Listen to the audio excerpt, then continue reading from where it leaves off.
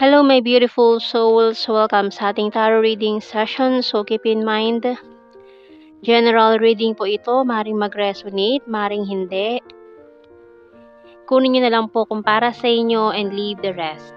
Maring mag-shift ang energies or magkabaliktad ang sitwasyon. Kaya kayo na pong bahala kung saan kayo nakalugar sa reading natin.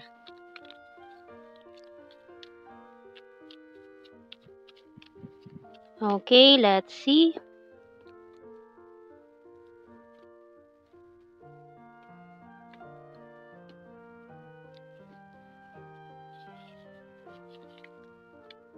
So we have here medication card, shoes, perfume, newspaper, letter, and binoculars. Oh. Shinapol na yan, pero yan pa rin yung lumabas. Tatlong cards doon sa previous reading. Diamond bottom card natin.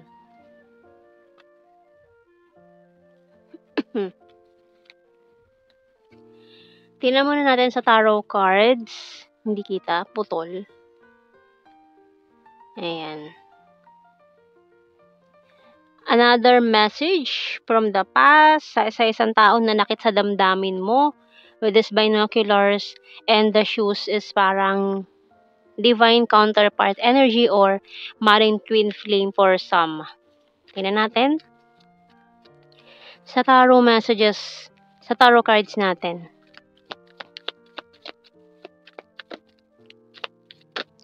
Okay, so itong taong ito, ng ghost sa'yo, ginost ka nito.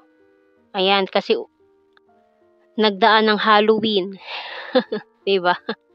So, marami nagparamdam ng mga kaluluwa. Ayan, so isa na siya dito sa magpaparamdam. Ito na naman yung mga, buhay na multo. Ayan, ang mga magpaparamdam. Ten of Wands, Eight of Cups, the High Priest, Lovers, Strength card, and the Ace of Swords. So, new conversation. At tagal niya pinag-isipan to na gawin kasi talagang devastated siya nung nawala ka eh. Gusto niya talagang puntahan ka ngayon, bisitahin ka. Ayan. So, itong taon to, nag-walk away na siya sa buhay mo eh. From the past energy na naman tayo. Marami nang umay na umay dyan. Pero, ayan, manggugulo ito eh. Magpaparamdam na naman ng mga multong buhay. Diba? So, gagamitin nila na dahilan itong Halloween para makipag-usap sa'yo, makausap ka uli. Tingnan natin. Or, isa ka sa mga babysitahin niya ngayong mahaba ang holiday. Mahaba ang bakasyon. Ayan. So, maaaring bigla siya magpakita sa'yo. Tingnan mo to. I look for you everywhere. I don't react when people mention you. Finding out the truth crushed me. I remember every detail of that day. I wish things could be different.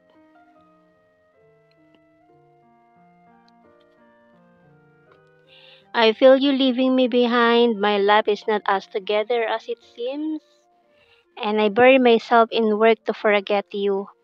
So, pinipilit ka naman niyang kalimutan eh, pero wala, ganun pa rin. I want to tell you how I feel. So, gustong-gusto niya pa rin sabihin to. Mga gusto niyang sabihin sa'yo. Marami siyang messages na hindi na-send or pagkatapos niyang i-type, dinilit din niya agad. Kasi wala siyang lakas ng loob na i-send yung messages, yung mga messages na yon. Tingnan natin. Pero maaaring bumisita na to sa'yo eh. Or nakita na kayo somewhere. Baka nagkasalubong pa kayo sa sementeryo. Crying over you, oh my goodness. Ayan. Crying over you, feeling lost. It hurts so badly.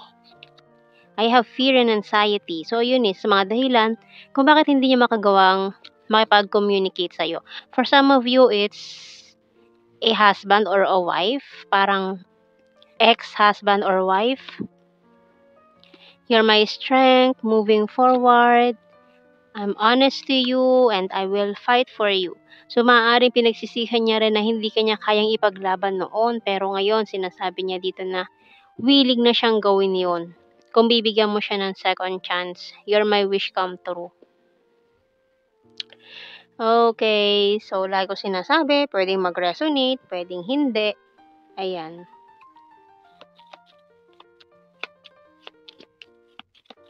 Kung hindi para sa inyo ang reading na ito, better luck next time.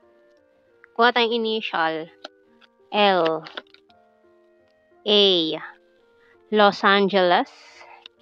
Oh, 555 angel number. Ang laki na naman mga changes ngayon.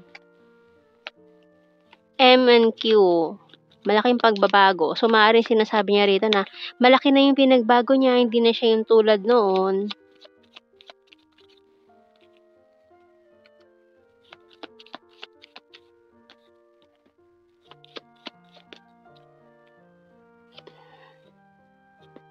Ayan ang ating mga initials. Kung natakpan si P, may P pa tayo dito.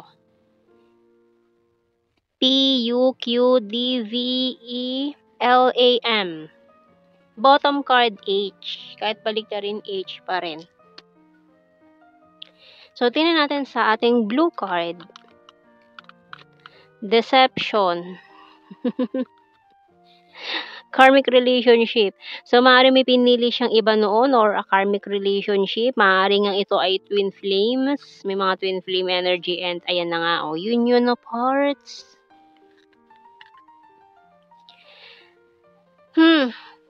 Tingnan natin.